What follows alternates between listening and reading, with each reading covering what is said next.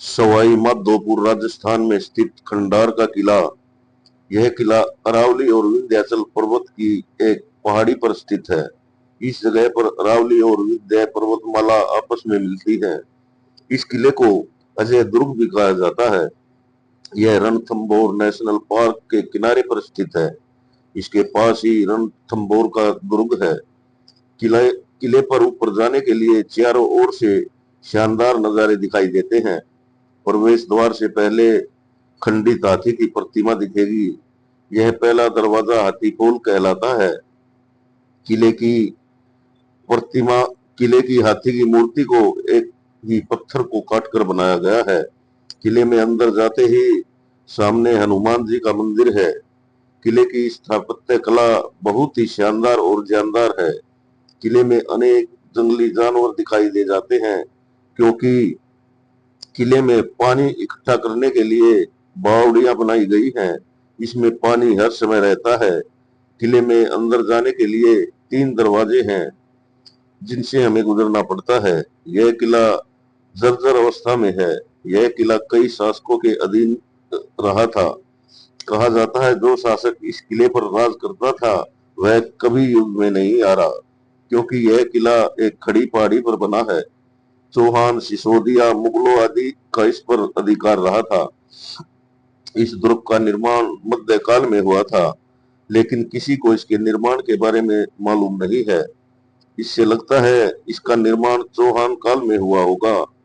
खंडार का किला रणथंभौर दुर्ग की चाबी था। किले में बची हुई इमारतों को देखकर ऐसा लगता है कि इस किले का इतिहास बहुत ही ऐतिहासिक होगा। यह किला सवाई माधोपुर से 40 किलोमीटर की दूरी पर है। अलाउद्दीन खिलजी ने आक्रमण के दौरान यह किला बहुत ही क्षतिग्रस्त कर दिया था, यानी कि इसमें बहुत ज्यादा तोड़ फोड़ की थी। इसमें बहुत सारे स्मारक देखने लायक हैं। किले की वास्तुकला राजस्थान में मौजूद समृद्ध संस्कृति और विरासत का प्रमुख उदाहरण है। किले के भीतर कई पुराने मंदिर स्थित हैं, जो यहाँ बहुत ही लोकप्रिय हैं। पुराना जैन मंदिर और इसकी मूर्तियां काफी प्रसिद्ध हैं। किले में प्रसिद्ध हनुमान मंदिर है, जिसके पैर के नीचे एक राक्षस है। किले में एक और मंदिर है, जयंती माता का मंदिर, जो अपने वार्षिक मेले के लिए प्रसिद्ध है। चतुर्भुज मंदिर 4 भुजाओं वाले भगवान की असाधारण मूर्ति के लिए प्रसिद्ध है। यहाँ शानदार रानी मंदिर भी है, और इसके अलग अलग सावन और शिवरात्रि के त्योहार में कई वजह से यह मनाया जाता है। पौराणिक कथाओं के अनुसार इस दिन भगवान शिव और पार्वती का विवाह हुआ था। माना जाता है इस दिन भगवान शिव के शिवलिंग का अवतार हुआ था। माना जाता है सावन मास में व्रत रखने के से शिव जी जल्दी प्रसिद्ध हो जाते हैं।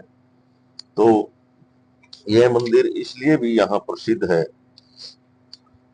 तो दोस्तों, किले में जगतपाल जी मंदिर है, ब्रह्माणी मंदिर है और गोविंद जी का भी मंदिर है।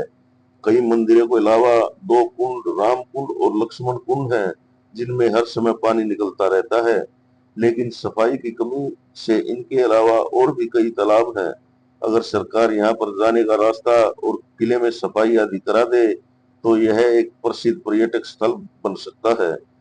जो स्मारक इसमें बचे हैं, उनकी देखभाल की अत्यंत जरूरत है, क्योंकि जो पर्यटक रणथंभौर का किला देखने आते हैं, वे खंडार का किला भी देखने आए। सरकार को ऐसी व्यवस्था कर देनी चाहिए, क्योंकि यह किला हमारे देश की संस्कृति के में बहुत ही महत्वपूर्ण है। तो दोस्तों, आज मैं भारत के प्रसिद्ध किलों के इतिहास के बारे में आपसे बातें कर रहा हूँ। आशा है मेरा ये वीडियो आपको पसंद आएगा। वीडियो पसंद आए तो कृपया मेरे चैनल को सब्सक्राइब जरूर करें, वीडियो को लाइक और शेयर करें। ऐसा ये किला है, बदनौर का किला। किले का नाम यहाँ के परमार शासक बदनौर से जुड़ा हुआ है, जिसने 845 ईस्वी में बदनपुर की स्थापना की थी, जो बाद में बदनौर कहा जाता है।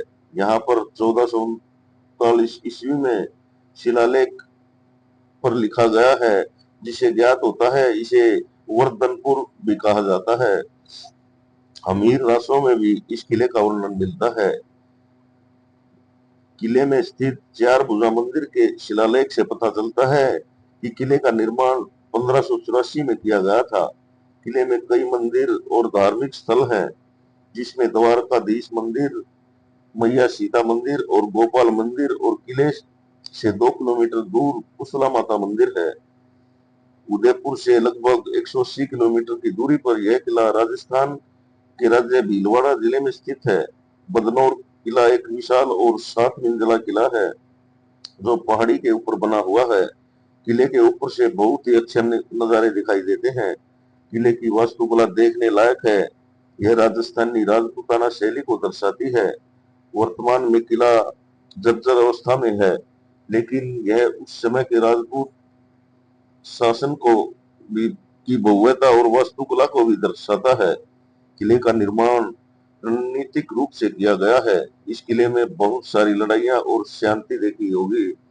किला झील के पास बनाया गया है, जिससे यहाँ रहने वाले निवासियों को पानी की कभी कमी ना हो। किले के अंदर जाने के लिए विशाल प्रवेश द्वार से गुजरना पड़ता है, जिसे बड़ा दरवाजा कहा जाता है। प्रवेश द्वार पर 2 मंदिर हैं और आगे बढ़ने पर घोड़ों को रखने के लिए अस्तबल बने हुए हैं। आगे अनेक कमरे बने हुए हैं, जिनमें प्रत्येक कमरे में एक छोटी खिड़की बनी है। ये छोटी खिड़कियां हवा व रोशनी के लिए तो हैं, परंतु इनका इस्तेमाल युद्ध के समय हमलावरों पर तीर और बंदूक से निशाना लगाने के लिए भी होता था। किले के पास विनोद सागर झील के पास एक महल भी बना है, जिसे जल महल पैलेस कहते हैं। 1457 ईस्वी में प्रसिद्ध बदनौर युद्ध हुआ था, जब गुजरात के शासक कुतुबुद्दीन शाह और मालवा ने के सुल्तान महमूद खिलजी ने मिलकर मेवाड़ पर आक्रमण किया था। उस समय मेवाड़ के शासक कुंभा थे। महाराणा कुंभा ने बदनौर की लड़ाई में दोनों को हराया था, तथा महमूद खिलजी का तो कुंभा ने 5 बार हराया था। हमारा अगला प्रसिद्ध किला है मांडू का किला। इस किले को हम बाज बहादुर और रानी रूपमती की प्रसिद्ध अधूरी प्रेम कहानी के लिए भी जानते हैं। यह कहानी एक प्रसिद्ध और ऐतिहासिक कहानी है। यहाँ के खंडर और इमारतें हमें इतिहास के उस समय की याद दिलाते हैं, जिस समय मांडू के शासकों की विरासत और शानो शौकत थी। रानी रूपमती का किला इनके प्यार का साक्षी है। रानी रूपमती को बाज बहादुर से इतना प्यार करते थे कि वो रानी रूपमती के बोलने से पहले ही उसकी बात समझ जाते थे। रानी रूपमती एक किसान की पुत्री थी और अच्छी गायिका भी थी। बाज बहादुर ने जब उनकी आवाज को सुना, तो वे उनकी आवाज के इतने कायल हो गए कि रानी रूपमती को अपने दरबार में ले आए।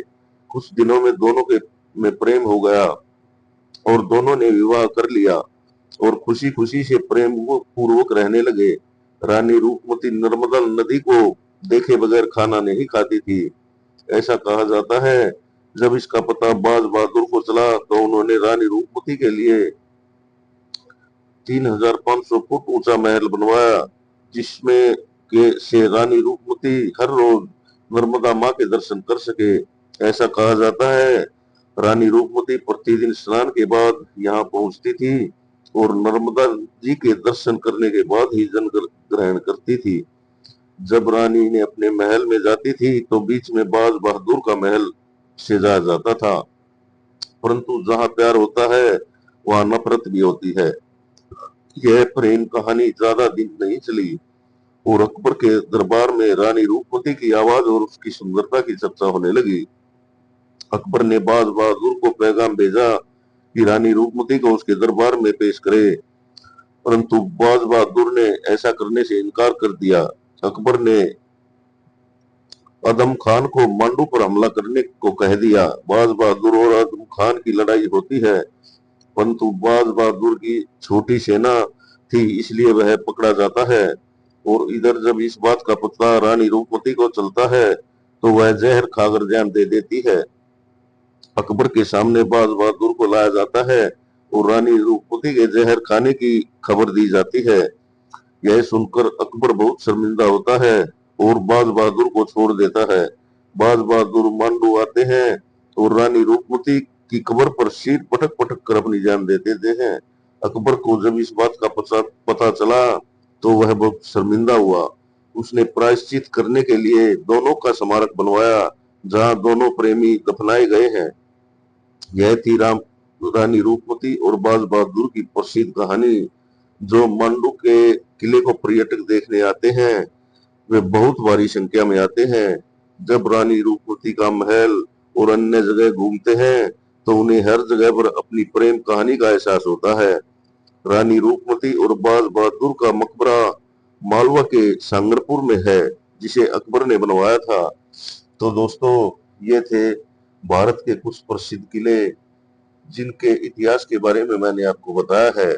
आशा है मेरा ये वीडियो आपको पसंद आएगा। पसंद आए तो मेरे चैनल को सब्सक्राइब करें, वीडियो को लाइक और शेयर करें और एक प्यारा सा कमेंट जरूर करें। धन्यवाद। जय हिंद, जय भारत।